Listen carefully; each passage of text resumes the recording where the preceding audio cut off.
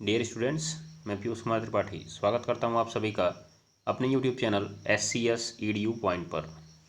जैसा कि आप लोग को ज्ञात होगा कि हम लोग इस समय कक्षा 10 सामाजिक विज्ञान भूगोल के तीसरे अध्याय जल संसाधन का अध्ययन कर रहे हैं, जिसमें आज हमारी अंतिम क्लास होगी, जिसमें हम लोग देखेंगे बहुउद्देशीय नदी घाटी परियोजनाओं के महत्व के बारे में, और हम बात करेंगे जल संग्रहण के बारे में, जल संग्रहण की विभिन्न विधियों के बारे में और कुछ महत्वपूर्ण प्रश्न उत्तर के बारे में। तो चलिए आज की क्लास हम बिना देर किए हुए शुरू करते हैं, और आप लोग इस क्लास को ध्यान से देखिएगा और अपने अधिक से अधिक मित्रों के साथ शेयर ज़रूर करिएगा, और अंत में एक प्यारा सा कमेंट भी ज़रूर कर दीजिएगा। तो चलिए आज की क्लास हम लोग शुरू करते हैं। जैसा कि आप लोग को ज्ञात ही होगा, कल की क्लास में मैंने आपको इन परियोजनाओं और किस नदी पर हैं और इनसे लाभान्वित राज्यों के बारे में महत्वपूर्ण जानकारी दे दी थी आपको, और मैंने इन्हें आपको मैप में भी दिखाने का प्रयास किया था। तो आज हम इन परियोजनाओं के बारे में विस्तार पूर्वक अध्ययन करेंगे। आप एक बार इनको देखते जाइए और क्विक रिवीजन फटाफट कर लीजिए, फिर हम इनके महत्व के बारे में देखना प्रारंभ करते हैं। तो एक बार आप इनको ध्यान से देख लीजिए।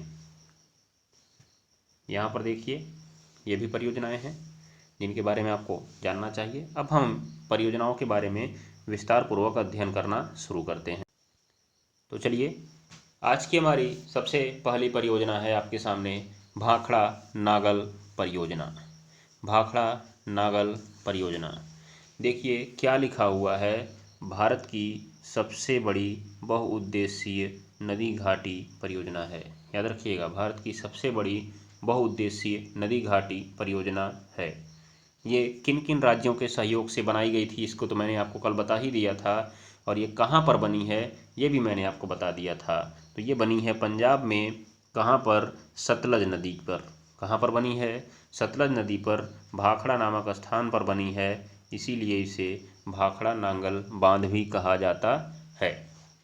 ठीक है ना, ये बात को आप जरूर ध्यान में रखिएगा। बाकी लाभान्वित राज्य मैंने कल ही आपको बता दिए थे। आप एक बार इन बांध की लंबाई और ऊंचाई देख लीजिए। तो ये जो बांध है 235 मीटर ऊंचा है, जो कि भारत का दूसरा सबसे ऊंचा बांध है। ये आपके लिए इम्पॉर्टेंट फैक्ट है, कल ही मैंने आपको इसको बताया था। अगर आपने कल की क्लास देखी होगी तो आपको इसके बारे में अवश्य ही पता होगा। तो चलिए, उसके बाद मैंने इसके बारे में एक और बताया था कि यह विश्व का सर्वोच्च गुरुत्वीय बांध है। तो अगर आप जानना चाहते हैं कि गुरुत्वीय बांध क्या है, तो कल की क्लास आप ध्यान से देख लीजिएगा, आपको मालूम चल जाएगा कि गुरुत्वीय बांध क्या है। ठीक है ना। आगे देखिए, यहाँ पे लिखा हुआ है भाखड़ा बांध का जो जल होता है इसके पीछे निर्मित गोविंद सागर जलाशय में एकत्रित किया जाता है। मतलब जो भाखड़ा नांगल बांध है इसका जल किस जलाशय में एकत्रित होता है? गोविंद सागर जलाशय में। ये आपके लिए इंपॉर्टेंट फैक्ट हो सकता है जब आप इसके बारे में विस्तार पूर्वक लिखेंगे तब। ठीक है ना, ये ध्यान में रखिए। सबसे इंपॉर्टेंट फैक्ट जो मैं आपको बताने वाला हूँ कि भाखड़ा नांगल बांध का महत्व क्या है, तो आप इसको पॉइंट वाइज नोट करिएगा। पॉइंट वाइज क्या नोट करिएगा? पहला पॉइंट है आपके लिए, भाखड़ा नागल परियोजना के अंतर्गत 3 विद्युत गृह स्थापित किए गए हैं, जहां से 1024 मेगावाट जल विद्युत शक्ति उत्पन्न की जाती है। ये फैक्ट है आपके लिए, नोट करिएगा आप इसको, अपनी कॉपी में जरूर नोट करिएगा। कम से कम आपको 3 महत्व या 2 महत्व तो याद ही रखने हैं। ये पेपर में पूछा गया, अभी मैं आपको प्रश्न भी दिखाऊंगा कि ये कैसे पूछे गए हैं। ठीक है ना, ये बात को आप जरूर ध्यान में रखिएगा। तो क्या भाखड़ा नागल परियोजना के 3 महत्व कम से कम ध्यान में रखेंगे आप? पहला है, इस परियोजना के अंतर्गत 3 विद्युत गृह बनाए गए हैं, जहां से 1024 मेगावाट जल शक्ति का उत्पादन किया जाता है। अर्थात यहाँ से विद्युत का उत्पादन किया जाता है, जल विद्युत का उत्पादन किया जाता है। ठीक है ना। अब हम लोग दूसरी तरफ देखते हैं, दूसरा इसका उपयोग क्या है। आप इसका दूसरा उपयोग देखिए, ध्यान दीजिए। इसमें लिखा हुआ है, क्या लिखा हुआ है? इसके जो मुख्य नहर की लंबाई है वो 174 किमी है। तो आप इसको, ये बात को आप ध्यान में मत रखिए। तो यहाँ से ऐसे आप लिखेंगे, इससे जो नहर बनाई गई है उसका उपयोग सिंचाई के लिए किया जाता है। इसका उपयोग सिंचाई के लिए किया जाता है, ये बात को ध्यान में रखिएगा। और इस नहर ने पंजाब, हरियाणा और राजस्थान की कृषि में क्रांतिकारी परिवर्तन भी किया है। यह आपका दूसरा उपयोग हो गया, दूसरा उपयोग हो गया। ठीक है ना, ये बात को आप ध्यान में रखिएगा। और इस बांध ने अर्थात इस परियोजना ने हरित क्रांति के उद्देश्यों को पूरा करने में उल्लेखनीय योगदान दिया है। तो 3 उपयोग क्या क्या हो गए? एक तो इसके तहत 3 जल विद्युत गृह स्थापित किए गए हैं जहाँ पर विद्युत का उत्पादन किया जाता है। दूसरा, इससे जो नहर निकाली गई है उससे सिंचाई का काम किया जाता है। और तीसरा लिखिएगा, इस बांध ने या इस परियोजना ने हरित क्रांति के उद्देश्यों को पूरा करने में महत्वपूर्ण भूमिका निभाई है। ठीक है ना, ये बात को आप ध्यान में रखिएगा। और एक पॉइंट और चाहिए तो लिख सकते हैं कि इस परियोजना से जो उत्पादित विद्युत है उसका उपयोग पंजाब, हरियाणा, दिल्ली तथा राजस्थान के उद्योगों में किया जाता है। याद रखिएगा, जो बिजली से, ये पानी से जो बिजली बनाई जाती है उसका उपयोग उद्योगों में अधिक मात्रा में किया जाता है, इसका भी इससे लाभ हुआ है। तो आपके 4 पॉइंट हो गए। अब 3 अपनी कॉपी में नोट कर सकते हैं जो आपको याद रखने होंगे। चलिए, तो दूसरा देखा जाए, दामोदर घाटी परियोजना। क्या लिखा है? दामोदर घाटी परियोजना। जैसा कि मैंने आपको कल ही बताया था कि ये झारखंड में बनी हुई है, दामोदर नदी पर बनी हुई है, झारखंड में बनी है और दामोदर नदी में बनी हुई है। ये बात को ध्यान दीजिएगा। दामोदर नदी क्या है? हुगली की एक सहायक नदी है। हुगली की एक सहायक नदी है, ये भी आप ध्यान में रख लेंगे। ठीक है ना। चलिए, यहाँ पे देखिए क्या कहा जाता है। जो दामोदर नदी है उसको बंगाल का शोक कहा जाता था, क्योंकि प्रतिवर्ष इसमें वर्षा ऋतु में भारी बाढ़ आती थी जिससे बहुत अधिक विनाश होता था। परंतु जब दामोदर घाटी का परियोजना प्रारंभ की गई तो इसके द्वारा यहाँ पर आने वाले बाढ़ में बहुत ज़्यादा मात्रा में नियंत्रण पा लिया गया, जिससे इसका पहला महत्व तो यही हो गया कि बाढ़ की मात्रा को कम करना। ठीक है ना। और दूसरा महत्व आपका ये हो जाएगा कि यहाँ पर विद्युत परियोजना बनी है जिसका उत्पादन विद्युत में किया जाता है। ये सबके लिए होगा, क्योंकि जो भी बहुउद्देशीय परियोजना बनाई गई है वो सामान्यतया जल विद्युत उत्पादन के लिए ही बनाई गई है। देखिए यहाँ पे दामोदर घाटी निगम की स्थापना किस परियोजना के अंतर्गत की गई थी? तो दामोदर घाटी परियोजना के अंतर्गत की गई थी। इसका उद्देश्य क्या था? दामोदर घाटी में आने वाली बाढ़ को नियंत्रित करना, जल विद्युत का उत्पादन करना, जिससे लाभान्वित होने वाले राज्यों का बहुआयामी विकास हो सके। तो आपको इसको बस सुनते जाइए, लिखना नहीं है। अभी क्या लिखना है मैं आपको ये बता रहा हूँ। उसके बाद देखिए, यहाँ पर कल ही मैंने आपको बताया था कि यह भारत की जो है पहली नदी घाटी परियोजना थी। भारत की पहली नदी घाटी परियोजना थी। कौन सी? दामोदर नदी घाटी परियोजना। इसके अंतर्गत दामोदर नदी पर निम्नलिखित बांधों का निर्माण किया गया था। आप इसमें से कुछ याद रख लीजिएगा, जैसे मैथन, तिलैया और बाल पहाड़ी। मैथन, तिलैया और बाल पहाड़ी आप याद रख लीजिए। पंचेत हिल भी आप याद रख सकते हैं, बहुत ज़्यादा इंपॉर्टेंट नहीं है आपके लिए, लेकिन मैथन और तिलैया याद रखिएगा। चलिए, अब इसका महत्व हम लोग देखते हैं। महत्व क्या है हमारे लिए? इम्पॉर्टेंट है महत्व। देखिए इधर आप, तो सबसे पहले तो मैंने आपको बताया ही कि परियोजना के कारण पश्चिम बंगाल बाढ़ मुक्त हुआ है। जो दामोदर नदी पश्चिम बंगाल का शोक मानी जाती थी, इस परियोजना के कारण उसमें बाढ़ में नियंत्रण पा लिया गया है, जिससे पश्चिम बंगाल लगभग बाढ़ मुक्त हो गया है। ठीक है, तो आप पहला पॉइंट लिखेंगे कि इस परियोजना के कारण पश्चिम बंगाल में आने वाली विनाशकारी बाढ़ों से मुक्ति मिली है। पहला पॉइंट आपका हो गया। दूसरा पॉइंट आप ये लिखेंगे, इस परियोजना से लगभग 6600 मेगावाट विद्युत उत्पन्न किया जा रहा है, जिसका उपयोग पश्चिम बंगाल और झारखंड में किया जाता है। ठीक है, आपका ये दूसरा उपयोग हो गया।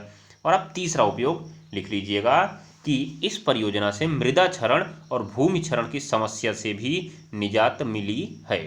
ठीक है ना, ये बात को आप ध्यान में रख लीजिएगा। तो तीसरा उपयोग हो गया। और अगर आप चौथा उपयोग इसका लिखना चाहते हैं तो ये क्या लिखेंगे आप कि इससे एक नौवहन योग्य जलमार्ग का भी निर्माण हुआ है। नौवहन अर्थात जिसमें पानी की जहाज चलती है उसे हम नौवहन कहते हैं। जैसे हमारे यहाँ परिवहन, जो बस ट्रेन आदि चलती हैं उसे परिवहन कहा जाता है, तो पानी में जो जहाज़ें चलती हैं उसको नौवहन कहा जाता है। ये बात को आप ध्यान में रख लीजिएगा। तो आपके इतने इम्पॉर्टेंट महत्व हो चुके हैं, और बाकी आपके लिए कुछ और ख़ास इसमें नहीं है। ये भी आप ध्यान में रख सकते हैं कि मत्स्य पालन किया जाता है, ये तो फिक्स ही है। कहीं भी परियोजना बनी तो जलाशय बनेगा, जलाशय बनेगा तो मत्स्य पालन होगा ही होगा। तो मत्स्य पालन होगा, वहाँ की खूबसूरती देखने के लिए पर्यटक भी जाएंगे, जिससे पर्यटन का भी विकास इनके द्वारा हो जाता है। ठीक है ना, आप ये बात को ध्यान में रख लीजिएगा। तो ये आपके लिए इम्पॉर्टेंट फैक्ट्स हो गए इसमें, इस परियोजना के बारे में। तो चलिए, इस परियोजना में बस इतना ही। अब हम लोग अगली परियोजना पे आगे बढ़ते हैं। इसमें बस आप केवल महत्व याद रखिए, केवल महत्व। ध्यान दीजिएगा, केवल और केवल इनके महत्व याद रखिए, क्योंकि बाकी जो बताना था कल की क्लास में मैंने आपको बता दिया है।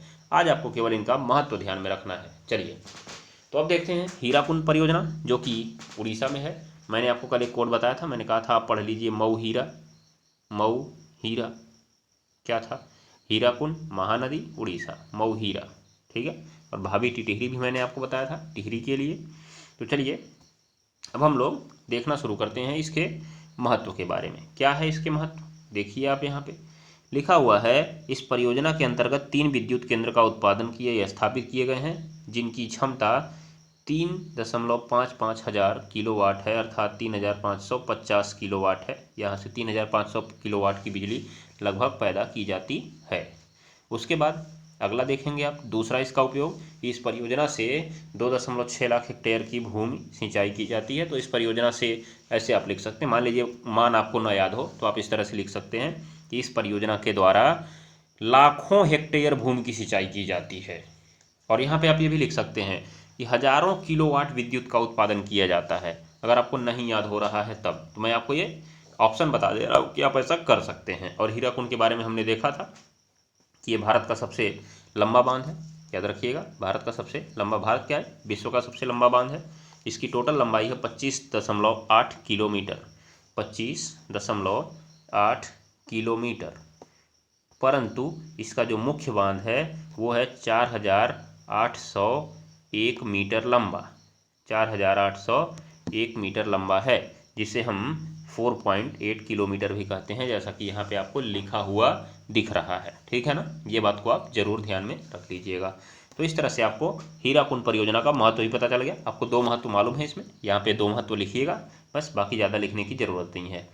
अब हमारा आता है उत्तर प्रदेश से जुड़ी परियोजना, जिसे कहा गया है रिहंद बांध परियोजना, रिहंद बांध परियोजना, ठीक है ना। ये बात को आप ध्यान में रख लीजिएगा।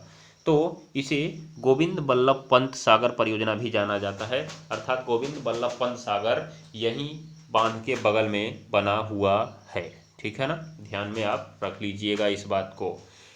तो देखिए क्या लिखा गया है, यह परियोजना जो है सोन नदी की सहायक रिहंद नदी पर बनी हुई है। कहाँ पर बनी है, रिहंद नदी पर बनी है, जो कि सोन नदी की सहायक है। ये आपके लिए इम्पॉर्टेंट फैक्ट है कि रिहंद नदी पर बनी है। ये किस नदी की सहायक है, सोन नदी की सहायक है, ठीक है। रिहंद नदी का जो उद्गम है वो छत्तीसगढ़ से होता है, ये आपके लिए जरूरी नहीं है। इस परियोजना के अंतर्गत गोविंद बल्लभ पंत सागर नामक एक जलाशय का निर्माण किया गया है, यह आपके लिए इम्पॉर्टेंट है। जैसा कि आपने पिछले वाले में देखा था कि वहाँ पर भी एक जलाशय का निर्माण किया गया था, यहाँ पर भी एक जलाशय का निर्माण किया गया है। जाहिर सी बात है, क्योंकि आप बांध बनाएंगे तो उसके पीछे पानी रुकेगा, उसी पानी रुके हुए पानी को जलाशय कहा जाता है। जब पानी रुका होता है तो उसे जलाशय नाम दिया जाता है। ये बात को ध्यान में रखिएगा। हमें पढ़ना है क्या, इसका महत्व पढ़ना है। महत्व हमारे लिए इम्पोर्टेंट है, महत्व। तो देखिए सबसे पहली चीज़, इस परियोजना के कारण रिहंद नदी में आने वाली बाढ़ को नियंत्रित किया जा सका है। याद रखिएगा, पहला आप इंपॉर्टेंट नोट लिखिएगा इसमें, मतलब पहला महत्व, इस परियोजना के कारण रिहंद नदी में आने वाली बाढ़ को नियंत्रित किया गया है। और इस परियोजना से लंबी लंबी नहरें निकाली गई हैं। दूसरा उपयोग है इसका, दूसरा महत्व है, इस परियोजना से लंबी लंबी नहरें निकाली गई हैं, जिसका प्रयोग सिंचाई के लिए किया जाता है। किसके लिए किया जाता है, सिंचाई के लिए किया जाता है। तीसरा आप इसका उपयोग लिख लीजिएगा कि इस परियोजना में ओबरा नामक स्थान पर जल विद्युत संयंत्र स्थापित किया गया है, जिससे 300 मेगावाट की बिजली पैदा की जाती है। याद रखिएगा, 300 मेगावाट की बिजली पैदा की जाती है। तो आपके 3 महत्व इसके हो गए। आप इसको 3 महत्व अपनी कॉपी में जरूर नोट कर लीजिएगा। मैंने जैसे जैसे बोला वैसे वैसे आप अपनी कॉपी में लिखते जाइएगा। चलिए अब हमारे लिए आता है टिहरी, उत्तराखंड में स्थित भारत का सबसे ऊंचा बांध, टिहरी बांध परियोजना। कल हमने बताया था ना भाभी टिटहरी, तो क्या है ये, भागीरथी और भिलांगना नदी पर बना हुआ टिहरी बांध है। भागीरथी और भिलांगना नदी पर बना हुआ टिहरी बांध है, जो कि उत्तराखंड में बना हुआ है। कहाँ पे बना हुआ है जी, उत्तराखंड में बना हुआ है। जब इसका निर्माण शुरू हुआ था तो ये उत्तर प्रदेश का ही भाग था, लेकिन जब अलग हो गया 9 नवंबर 2000 को तो ये उत्तराखंड में चला गया, ठीक है। तो इसका महत्व आप देखिएगा कि टिहरी बांध योजना का सबसे पहला महत्व क्या है? तो इसका सबसे पहला उद्देश्य था जल विद्युत का उत्पादन करना। याद रखिएगा, तो लिखिएगा कि इस बांध के द्वारा जल विद्युत का उत्पादन किया गया है। ये तो मैंने कहा आपको सब में रहेगा, यहाँ पे 3 बताए गए हैं, आपको इनको याद करने की ज़रूरत नहीं है, ये बात ध्यान में रख लीजिएगा। और दूसरा क्या कह रहा है कि इससे प्राप्त विद्युत का उपयोग उत्तराखंड, उत्तर प्रदेश तथा दिल्ली में किया जा रहा है।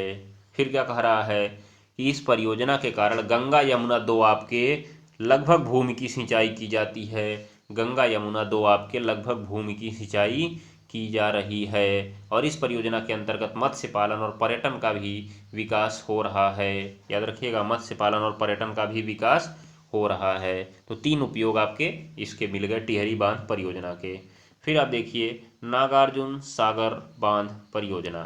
नागार्जुन सागर बांध परियोजना, तो जैसा कि आपको दिख रहा होगा कि इसकी स्थिति कहाँ है, कृष्णा नदी पर। कल मैंने इसका भी आपको कोड बताया था, कृष्ण अर्जुन अंधे। कृष्णा नदी, नागार्जुन बांध, आंध्र प्रदेश। ठीक है, इसका फ़ायदा किसको किसको मिलता है? तो आंध्र प्रदेश और तेलंगाना को मिलता है। तो चलिए अब हम लोग ध्यान देते हैं आगे महत्व पर इसके। तो क्या है? पहला महत्व तो यही होगा कि इस परियोजना से जल विद्युत का उत्पादन किया जाता है। पहला उद्योग, जिसका उपयोग आंध्र प्रदेश और तेलंगाना में किया जाता है, और इसका प्रयोग आंध्र प्रदेश की लाखों हेक्टेयर भूमि को सिंचित करने में किया जाता है। ये बात को ध्यान में रखिएगा। और इस बांध परियोजना के अंतर्गत बने नागार्जुन सागर जलाशय, देखिए यहाँ भी एक जलाशय बना है, में मत्स्य पालन किया जा रहा है, जिससे स्थानीय लोगों को आजीविका प्राप्त हो रही है। तो 3 महत्व इसके हो गए, आप इसको भी ध्यान में रख लीजिएगा। तो देखिए सबके महत्व एक ही जैसे हैं, कोई अंतर नहीं है इनमें, बस आपको एक बार ध्यान में रखना है। एक बार आपने पढ़ लिया तो सारे के सारे महत्व आपको तैयार हो जाएंगे। देखिए तुंगभद्रा परियोजना, ये आपके लिए उतनी महत्व की नहीं है, जो इम्पोर्टेंट है उसे मैं आपको अभी एक बार बता दे रहा हूँ, कौन कौन सी आपके लिए ज़्यादा इम्पोर्टेंट है। तो एक बार आप इसको देख लीजिए नज़र घुमाकर, तुंगभद्रा परियोजना का महत्व क्या है। तो देखिए तुंगभद्रा परियोजना का महत्व क्या है। सबसे पहले तो वही कहानी कि बांध से निर्मित जो जलाशय है, इससे लाखों हेक्टेयर भूमि को सिंचित किया जाता है, और उसके बाद इस बांध के द्वारा जल विद्युत गृहों को स्थापित किया गया है, जिनकी क्षमता हजारों किलोवाट में है, जिनकी क्षमता हजारों किलोवाट में है। ठीक है ना, ये बात को आप ध्यान में रखिएगा। और इनका प्रयोग सिंचाई के लिए भी किया जाता है। तो ये इसका महत्व हो गया। अब आपके लिए एक महत्वपूर्ण परियोजना आती है, इंदिरा गांधी नहर परियोजना। इंदिरा गांधी नहर परियोजना जो कि राजस्थान में है। कहाँ पे है? राजस्थान में। कल मैंने आपको बताया था कि ये जो नहर है कहाँ से निकाली गई है? हरिके बांध से निकाली गई है, जो सतलज और ब्यास नदियों के संगम पर निर्मित है। याद रखिएगा, सतलज और ब्यास नदियों के संगम पर निर्मित है। और इसको जल की आपूर्ति किस जलाशय से होती है? पोंग जलाशय से, अर्थात जो हरिके बांध बनाया गया है इसके बगल में पोंग जलाशय है, वहीं से इसको पानी मिलता है। ठीक है, ये बात को आप ध्यान में रखिएगा। तो इसका प्रयोग, इस नहर परियोजना का प्रयोग सिंचाई के लिए किया गया था। राजस्थान के सूखाग्रस्त क्षेत्रों में सिंचाई के लिए किया गया था। ये बात को ध्यान में रख लीजिएगा। तो इस प्रकार से आपको कुछ महत्वपूर्ण परियोजनाओं के बारे में जानकारी हमने दे दी। इसमें आपके लिए सबसे इम्पॉर्टेंट है रिहंद बांध परियोजना। उसके बाद दूसरे नंबर पर इम्पॉर्टेंस है टिहरी बांध परियोजना, टिहरी बांध परियोजना। और फिर आप याद रख लीजिएगा भाखड़ा नागल परियोजना और दामोदर घाटी परियोजना। तो आप इन परियोजनाओं को अच्छे से पढ़ लीजिएगा। ठीक है, ये बात को ध्यान में रख लीजिए। तो इस प्रकार से प्रमुख नदी घाटी परियोजनाएं और उनका महत्व सेगमेंट समाप्त होता है। तो हम चलेंगे जल संग्रहण पर। जल संग्रहण पर, जल की कमी के कारण तो मैंने आपको पहली क्लास में बता दिया था, आप उसको जरूर देख लीजिएगा। अब हम आते हैं जल संग्रहण पर। किस पर? जल संग्रहण पर आएंगे। तो चलिए अब हम लोग अगली हेडिंग ध्यान देते हैं कि जल संरक्षण से आप क्या समझते हैं। जल संरक्षण से आप क्या समझते हैं? तो जल संरक्षण का मतलब क्या है? जल संसाधन का समुचित और बुद्धिमत्तापूर्ण उपयोग ही जल संरक्षण कहलाता है, जिससे आने वाली पीढ़ी को भी पर्याप्त मात्रा में शुद्ध जल उपस्थित रहे। जैसे हमने सतत पोषणी विकास कहा था, बस वैसा ही। तो क्या कहा कि जल संरक्षण जल संसाधन का समुचित एवं बुद्धिमत्तापूर्ण उपयोग, जिससे अधिक से अधिक लोगों की भलाई हो सके, जल संरक्षण कहलाता है। सबसे पहले परिभाषा लिखिएगा, मैं बोल रहा हूँ। जल संसाधन के समुचित और बुद्धिमत्तापूर्ण उपयोग, जिससे अधिक से अधिक लोगों की भलाई हो सके, जल संरक्षण कहलाता है। जल संरक्षण कहलाता है। ये बात को आप ध्यान में रख लीजिएगा। तो देखिए यहाँ पे आपको दिख रहा है सबसे पहले कि जल संरक्षण की आवश्यकता क्या है। तो एक बार आप देख लीजिए, बहुत ज़्यादा तो इम्पोर्टेंट है नहीं, लेकिन आपको एक बार देखना चाहिए। तो क्या लिखा हुआ है, जल एक ऐसा प्राकृतिक संसाधन है जिसके बिना कोई भी जीवधारी जीवित नहीं रह सकता। तो जाहिर सी बात है, इसीलिए तो जल संरक्षण की आवश्यकता है। किसी भी प्राणी को जीवित रहने के लिए जल की आवश्यकता है, जल ही जीवन है, ऐसा कहा गया है, याद रखिएगा आप लोग। उसके बाद क्या कह रहा है, यह समस्त प्राणी के जीवन, रहन सहन, भोजन, कृषि व्यवसाय, जलवायु के निर्माण आदि के लिए अत्यंत आवश्यक है। तो सीधी सी बात है, किसी भी प्राणी के जीवन, भोजन और कृषि व्यवसाय के लिए आवश्यक है। फिर क्या कह रहा है, वर्तमान समय में तीव्र गति से जल का प्रदूषण मानवीय क्रियाकलापों और औद्योगिक विकास के कारण हो रहा है, जिससे जल संकट गंभीर होता जा रहा है। तो इन्हीं गंभीर संकट से निपटने के लिए जल संरक्षण की आवश्यकता होती है। ठीक है ना, ये बात को आप ध्यान में रख लीजिएगा। चलिए आगे बढ़ते हैं हम लोग। तो चलिए, इस प्रकार से हमने देख लिया कि जल संरक्षण क्या है और जल संरक्षण की आवश्यकता क्यों है। तो देखिए, जल संरक्षण की आवश्यकता के बाद हमें बात आती है जल संग्रहण की। जल संग्रहण की, जिसे हम वाटर हार्वेस्टिंग के नाम से जानते हैं। वाटर हार्वेस्टिंग के नाम से जानते हैं। तो वाटर हार्वेस्टिंग के लिए क्या करना है हमको, वाटर हार्वेस्टिंग क्या है, सबसे पहले आपसे पूछा जाता है कि जल संग्रहण क्या है। आप इसको याद रखिएगा। तो जल संग्रहण वर्षा के जल को पुनः उपयोग करने के लिए उसका संरक्षण करना और भंडारण करना वर्षा जल संग्रहण कहलाता है। क्या कहलाता है, उसका संरक्षण करना और भंडारण करना वर्षा जल संग्रहण कहलाता है। अर्थात ऊपर से प्राप्त होने वाली वर्षा के जल को फिर से उपयोग करने के लिए उसका संरक्षण और भंडारण करना क्या कहलाता है, जल संग्रहण कहलाता है। इस जल का उपयोग किसके लिए किया जा सकता है जी, बागवानी के लिए किया जा सकता है, पशुओं को पिलाने के लिए, उनको नहलाने के लिए किया जा सकता है, और सिंचाई के लिए भी किया जा सकता है। याद रखिए, पीने के लिए तो नॉर्मली इसका उपयोग नहीं कर सकते हैं हम लोग, लेकिन इन कामों में इसका उपयोग कर सकते हैं। आप अगर कृषि विज्ञान कक्षा 6, 7, 8 में पढ़े होंगे तो वहाँ पर आपको वर्षा जल संचयन की एक विधि दिखाई गई होगी। वर्षा जल संचयन की एक विधि दिखाई गई होगी, जिसमें आपको दिखाया क्या गया होगा, क्या दिखाया गया होगा, एक बार ध्यान दीजिएगा आप। कि सबसे पहले एक घर था, उसके बाद घर के ऊपर छत को ऐसे थोड़ा सा ऊपर टाइप से बना दिया गया था, और वर्षा का पानी इसमें आता था, और यहाँ से पाइप लगाकर इसको नीचे लाया गया था, और नीचे एक टैंक बनाया गया था जिसमें इसके पानी को इकट्ठा कर लिया गया था। इसी को बोलते हैं वर्षा जल संचयन या संग्रहण। तो क्यों ऐसा किया गया था, क्योंकि यहाँ पे जो पानी इकट्ठा होगा इसका उपयोग हम लोग विभिन्न कामों में, जैसे बागवानी में, सिंचाई में, और पशुओं को नहलाने में, पिलाने में कर सकते हैं। ये बात को आप ध्यान में रख सकते हैं। तो ये हो गया वर्षा जल संग्रहण।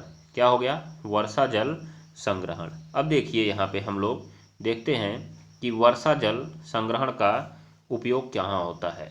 वर्षा जल संग्रहण का उपयोग कहाँ होता है, तो देखिए सबसे पहला तो इसका प्रयोग कृषि कार्यों के लिए किया जाता है। उसके बाद इसका प्रयोग बागवानी के लिए किया जा सकता है। इसका प्रयोग पशुओं को नहलाने, उन्हें खिलाने पिलाने के लिए किया जा सकता है।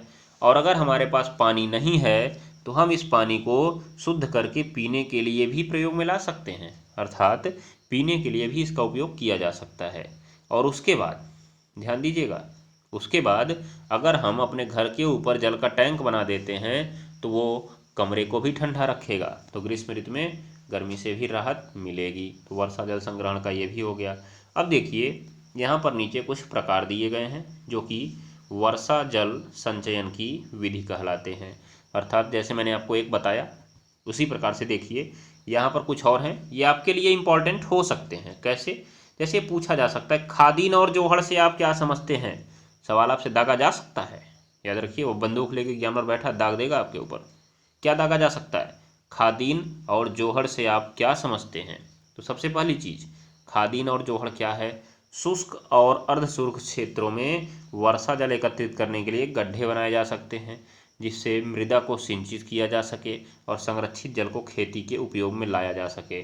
तो यही है खादीन और जोहड़, अर्थात शुष्क और अर्धशुष्क क्षेत्रों में वर्षा जल को गड्ढे में एकत्रित करना ही खादीन और जोहड़ कहलाता है।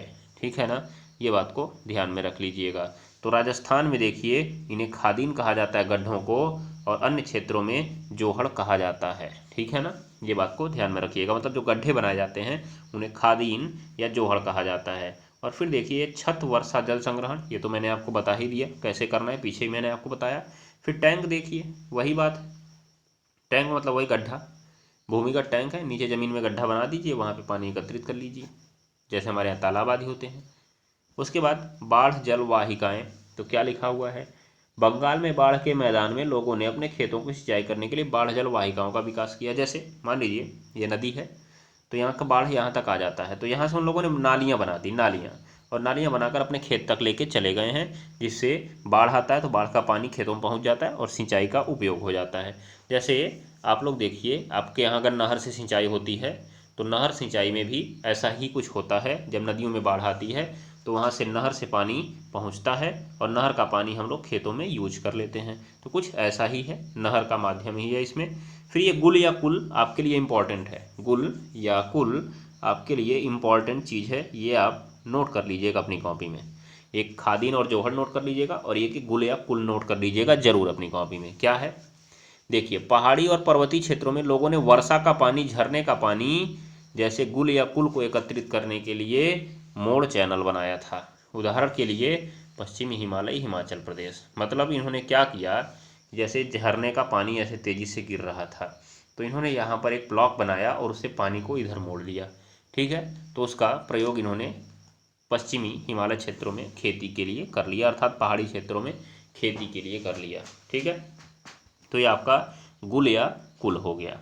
ठीक, इस प्रकार से हमारा ये अध्याय समाप्त होता है। तो इस अध्याय में मैंने आपको बहुत सारी बातें बताई, जिसमें आपको बहुउद्देशीय नदी घाटी परियोजना सबसे इम्पॉर्टेंट फैक्ट जानने को मिली।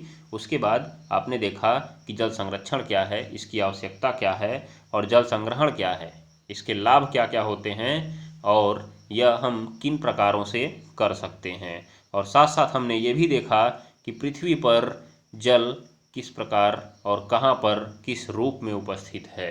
तो इसके लिए आप तीनों क्लास अच्छे से देख लीजिए, आपको पूरी जानकारी मिल जाएगी। तो चलिए, आज की क्लास हमारी समाप्ति की ओर अग्रसर है, परंतु जाने से पहले मैं आपको कुछ इम्पॉर्टेंट क्वेश्चन आंसर दिखा देता हूँ, जिससे आपको लगे कि जो आपने पढ़ा वो बेकार नहीं है। ठीक है ना, तो चलिए देखना शुरू करते हैं। तो देखिए, आप सबसे पहला सवाल ही यहाँ पे दागा गया है, दामोदर घाटी परियोजना की स्थिति और महत्वों का वर्णन कीजिए। मतलब ये कहाँ पर निर्मित की गई है, तो आपको तो मालूम ही है कि यह दामोदर नदी पर झारखंड में निर्मित की गई है। और इसके 3 महत्व बताइए। ये तो झोंक दीजिएगा 3 महत्व, ये तो मैंने आपको बता ही दिया है, आपको पढ़ाने लायक है नहीं कुछ इसमें, बस क्वेश्चन मैं दिखाना चाहता था, इसलिए मैं इसको आपको लेके आया था। आप यहाँ पे देख सकते हैं क्या लिखा हुआ है, इसके 3 महत्व हैं जो मैंने आपको पीछे भी बताए हुए हैं। तो आपको इनको देखने की ज़रूरत नहीं है, बस एक बार नज़र घुमा लीजिए इनकी ओर, आँख मत फेरिएगा, बंद मत करिएगा, ध्यान देते जाइए। दूसरा देखिए, रिहंद बांध का कोई 2 महत्व पूछा है 2019 में। तो मैंने आपको कहा ना कि बहुउद्देशीय नदी घाटी परियोजनाओं के जो महत्व हैं वो हमारे लिए इम्पॉर्टेंट हैं। ठीक है ना, ध्यान दीजिएगा, ज़रूर ध्यान दीजिएगा इस बात को। तो इसके भी देखिए 2 महत्व आपको बताए गए हैं, मैंने आपको बताया भी था। फैक्ट नहीं याद होते हैं तो आप लाखों हेक्टेयर करके लिख सकते हैं और हजारों वाट बोल सकते हैं, जिससे आप बच जाएंगे। उसके बाद देखिए वही कहानी वर्षा जल संग्रहण की, जिसे मैंने अभी आपको बताया। वर्षा जल संग्रहण क्या है, इसके लाभों को बताइए। तो वही बात है, वर्षा जल संग्रहण क्या है? वर्षा के जल को फिर से प्रयोग में लाने के लिए उसका संरक्षण और भंडारण करना ही क्या कहलाता है? वर्षा जल संग्रहण कहलाता है। इसके लाभ देख लीजिए, जो मैंने आपको अभी बताया, पीछे आपने लिखा भी था, जरूर लिखा होगा आपने। तो ये प्रकार से आप इन चीज़ों को ध्यान में रख सकते हैं। कुछ और क्वेश्चंस देख लेते हैं। यहाँ पर यह एक प्रश्न था, बहुउद्देशीय परियोजनाओं के महत्व, लाभ और उद्देश्य। तो कल तो मैंने आपको इसके बारे में बताया, पूरा विस्तार पूर्वक बताया था। एक बार आप इसको भी नज़र घुमा लीजिए। अगर आप हेडिंग लिखना चाहते हैं तो लिख सकते हैं, जैसे इनका प्रयोग सिंचाई के लिए किया जाता है, इनका प्रयोग जल विद्युत उत्पादन के लिए किया जाता है, इनका प्रयोग बाढ़ के नियंत्रण के लिए किया जाता है, इनका प्रयोग मत्स्य पालन के लिए किया जाता है, इनसे उद्योग धंधों का विकास होता है। क्यों? क्योंकि जो पनबिजली पैदा होती है, अर्थात पानी से बिजली पैदा होती है, उससे उद्योगों में मशीनें चलाने के लिए प्रयोग किया जाता है और यहाँ से सस्ती बिजली उत्पन्न होती है, जिससे कम खर्चे में उद्योग ज़्यादा सामान पैदा करते हैं। ठीक है ना। यहाँ पे नौवहन भी हो सकता है, क्योंकि अगर आप बांध बना देंगे तो नदी का जल वहाँ पे गहरा हो जाएगा, जिससे वहाँ पे नाव चल सकती है, जहाज़ें चल सकती हैं। उसके बाद वनीकरण भी कह रहा है कि नदी घाटी क्षेत्रों का वनीकरण किया जाता है, जिससे वहाँ पर वन उपज भी मिलती है और पर्यावरणीय संतुलन भी बना रहता है। तो ये भी आपको एक प्रश्न देखने को मिला। और यहाँ पे एक और दिख रहा है, पर्यटन का विकास। जाहिर सी बात, पर्यटन का विकास भी इससे होता है, क्योंकि वहाँ पर जब परियोजनाएं बनाई जाती हैं तो बांध को देखने के लिए देश विदेश से लोग आते हैं, जिन्हें हम पर्यटन के रूप में जानते हैं। तो ठीक है, ये आपने देख लिया जो मैंने आपको पहले भी बता रखा था। एक सवाल देखिए आपके सामने और उपस्थित है, बहुउद्देशीय नदी घाटी परियोजनाओं के 4 लाभ बताइए। ये मैंने आपको कल की क्लास में ही बता रखा है, आपको ज़्यादा कुछ जानने की ज़रूरत है नहीं। एक बार आप इनकी ओर भी नज़र घुमा लीजिए। विद्युत ऊर्जा का उत्पादन, मृदा संरक्षण, बाढ़ नियंत्रण, सिंचाई, वृक्षारोपण, मत्स्यन, जल परिवहन। आप हेडिंग बस अपनी कॉपी में नोट करिए, बाकी चीज़ें तो आपको लिखनी है, बाकी चीज़ें आपको लिखनी है। एक इम्पॉर्टेंट क्वेश्चन ये भी है, जिसके बारे में अभी हाल में ही मैंने चर्चा की, अभी तुरंत मैं पीछे चर्चा करके आ रहा हूँ इसके बारे में, तो आपको इसके बारे में कुछ बताने की ज़रूरत है नहीं। जैसा कि मैंने आपको बताया, कुछ पॉइंट उसमें से आप नोट किए हैं, आपका वही आंसर रहेगा। तो चलिए, आज की क्लास हमारी यहीं पे समाप्त होती है। अब हम लोग कल से भूगोल के अगले अध्याय का अध्ययन प्रारंभ करेंगे, और आशा करता हूँ कि आपने इस क्लास को अच्छे से समझा होगा और क्लास का आनंद लिया होगा। और अगर आपने आनंद लिया है तो इस क्लास को अपने मित्रों से शेयर करना ना भूलें, जिससे इस आनंद की प्राप्ति उनको भी हो। वैसे मुझे पता है कि व्यक्ति के अंदर एक जलन का भाव होता है, वो ये नहीं चाहता है कि दूसरा इसका लाभ उठा पाए, लेकिन आप लोग उस जलन से दूर रहिए और इसका लाभ अपने मित्रों को भी लेने दीजिए। तो चलिए, आज के लिए बस इतना ही। धन्यवाद।